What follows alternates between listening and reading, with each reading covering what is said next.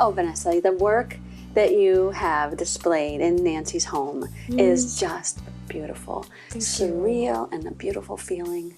And it seems like the West, right? Like Mexico.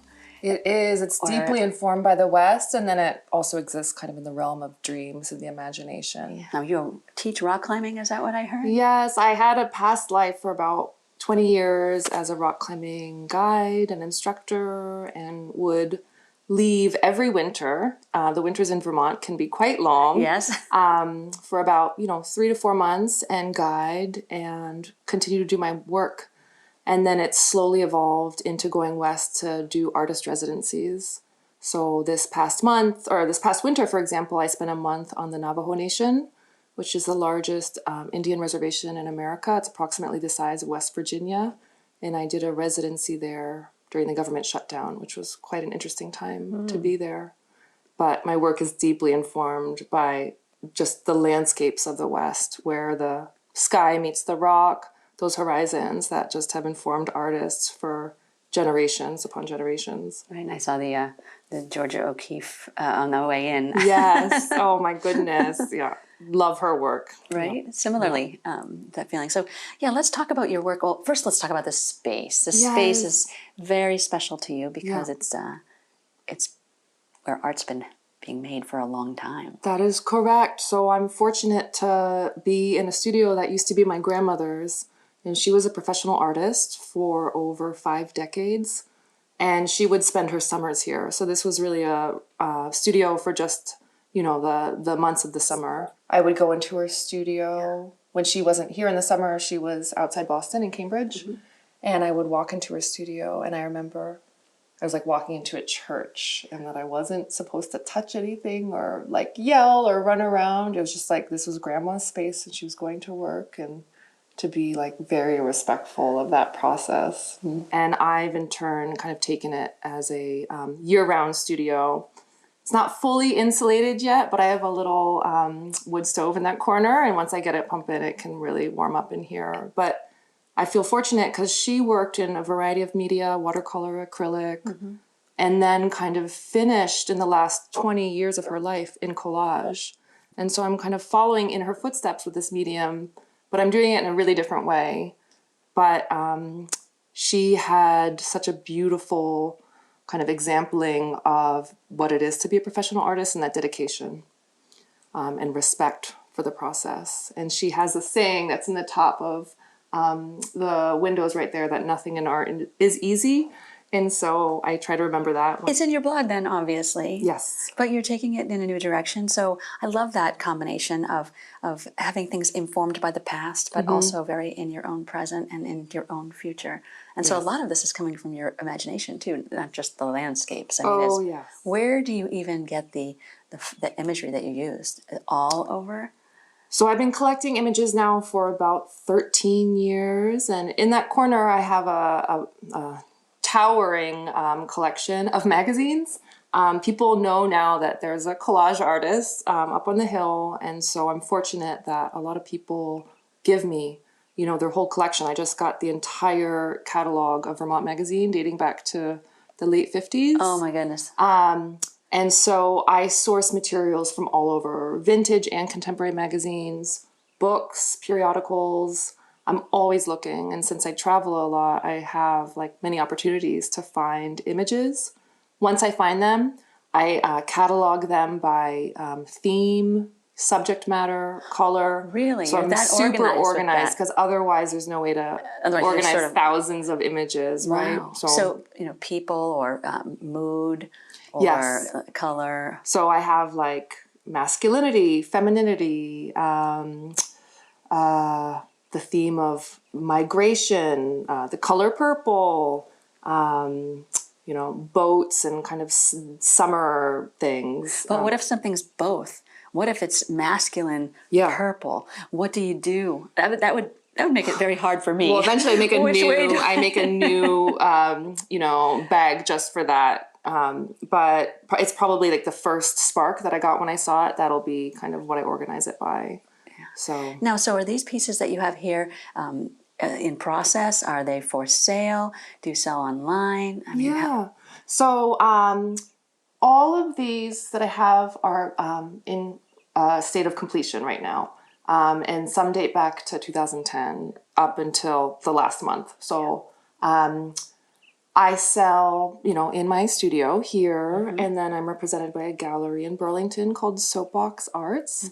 And I sell at the Miller Slum Gallery right down the street. And then I also exhibit nationally. And so it's kind of just a little bit here and there all over. When we live in the country, we have to get creative. I go up to Montreal, go down to New York, LA, Santa Fe. And luckily, because we live in a digital age, I'm also on Artsy, which is a wonderful website for artists and galleries to have their work reach a broader audience. Well, it's just so impactful when you walk in here. I'd love you to tell me, they're obviously stories, right? I mean, they evolved to be a story, or no? I mean, am I imbuing the story into it? Like, I'm looking at that piece right there with that sky, that night sky there, and that rocky edge. Talk to me about that piece. Yeah, so that is called The Vanishing Breed, and I did that piece when I was on a month-long artist residency in Wyoming 2 years ago. And that is really a love letter to masculinity and also the myths of the West. A lot of my work is informed by the complex history of how this nation was founded. And I was initially brought into kind of trying to re-educate myself on kind of the origins of this country through these beautiful, John Wayne movies, kind of like all the film, art, photography, country songs that kind of mythologize the West. And being from the East, I'm a Vermonter and I'm from Quebec also. I have dual citizenship. The West was just like very foreign to me. I traveled a lot around the world before I spent time traveling in this country. And the past 10 years have really been an exploration of this country. And I am deeply informed by beauty. I'm very inspired by it. And the landscape of the West, it just gets me every time. I recently saw the Grand Canyon for the first time, been kind of holding out. I've been to all these other sites. And an old friend of mine and I, we took a trip out there this winter and got to see the sunrise, and it just... Could you even wrap your head around the Grand Canyon? No. I had a very hard time wrapping my head around it. Really seeing it, I felt like I almost couldn't see it. That's it. Yeah, exactly. And to see all the people from all over the world who are experiencing that same feeling. And the national parks in this country, it's something very unique to this country and something to be lauded and celebrated. And a wonderful thing about the park system is that they create artist residency opportunities. So that's something I've done where they invite an artist in for a week to 2 months to do art that is about that place. And it's an incredible way to experience the beauty that is evident in each of those places. Now, so how long does a piece like that, you said that was at a 30-day residency, but how long does a piece take generally, or is it just there's no... So this piece, I started it during the 30-day residency, and then it took about 60 more days. So it's about 3 months of work. On average, the larger pieces take anywhere from 1 to 3 months. And that's just in the making. That's not in the collecting of the images. It's a labor of love. You don't do this to make a quick buck. Yes. You do it for the passion of it. In the past year, though, I've started exploring making smaller pieces that can be more, created in a day. And that has been a really kind of fun way to offset the labor that goes into the larger pieces. Yeah, I've never really seen a collage so big. I mean, mostly what I see, a lot of little small ones. Exactly. And then something more like this size, like a 12 by 12 at the most. Yeah. And so this is just so powerful because of its size, but also because of obviously the imagery you chose and where you put it. And as you're like layering and building that, I mean, the whole masculinity thing is just unfolding. Am I right? It's just... That's what I hope for. Yeah. I was also introduced to collage, doing it myself, just like small format. And I think a lot of people get into that in that way. Kind of therapeutic, I would imagine. Exactly it is. And I just felt a desire kind of quickly to push the limits of this medium, to try to like extend what it can do.